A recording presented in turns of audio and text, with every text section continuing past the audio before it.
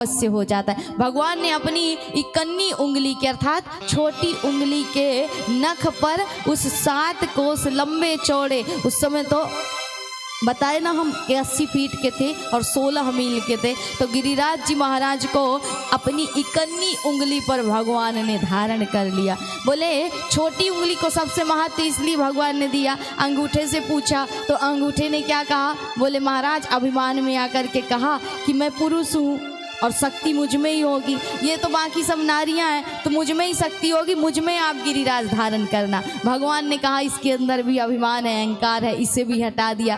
दूसरी उंगली से पूछा, इसने कहा महाराज देखो कोई भी कार्य हो अर्थात पितरों को कोई भी तर्पण देना हो, कुछ भी देना हो तो मुझे ही इस्तेमाल किया जाता है, इसलिए आप ऐसा करो कि मेरा ही प्रयोग करो ताकि मैं गिरिराज को धारण कर सकूं। भगवान ने सोचा इसके अंदर भी अहंकार है, तो बीच की उंगली की बारी आई। बीच की उंगली ने क्या कहा? मैं सबसे बड़ी हूँ, सबसे मजबूत हूँ और सब में श्रेष्ठ हूँ, इसलिए आप मुझ पर गिरिराज धारण करिए। तो भगवान कहते हैं कि इसके अंदर भी अहंकार है। अब आई इसकी बारी, अनामिका की बारी, तो इसने कहा कि प्रभु सबसे बड़ी खासियत तो ये है कि किसी को तिलक लगाना हो, भगवान को तिलक लगाना हो, अपने किसी अतिथि को तिलक लगाना हो तो किससे लगाते हैं? बोले मुझी से लगाते हैं, इसलिए श्रेष्ठ तो मैं ही, मुझ पर धारण करो। जब छोटी उंगली की बारी आई तो बेचारी उदास बैठी थी। भगवान ने कहा तू भी कुछ बोल ले। उसने कहा मैं क्या बोलूँ महाराज,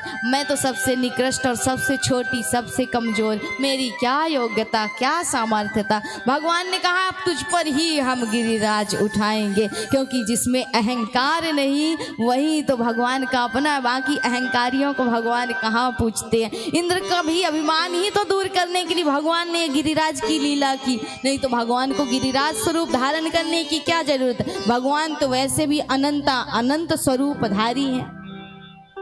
भगवान ने अपनी इकन्नी उंगली को संसार को बताया कि कभी किसी को छोटा मत समझिए, क्योंकि छोटा भी कभी कभी आपको बहुत बड़े ज्ञान और बहुत बड़ा जीवन का उपदेश दे करके चला जाता है। इसलिए कहते ना अनुभव तो हमें होता है, लेकिन कब होता है? बोले अनुभूति तो हमें होती है, अनुभव क्या है? बोले उस कंघी के समान है कि जब जीवन में समय कब आता है? बोले ये कंघी कब काम में आती है? बोले तब काम में आती है जब सिर के सारे बाल झड़ चुके हो महाराज। बोले उसी प्रकार ये अनुभव है, ये अनुभव तब काम आता है जब जीवन में सारी चीज़ों को हम खो चुके हो और जीवन में अपने जीवन को व्यर्थ में गवा चुके हो। इसलिए अहंकार नहीं, अभिमान नहीं, जहाँ प्रेम है, जहाँ नम्रता है, जहाँ विनम्रता है, वही ईश्वर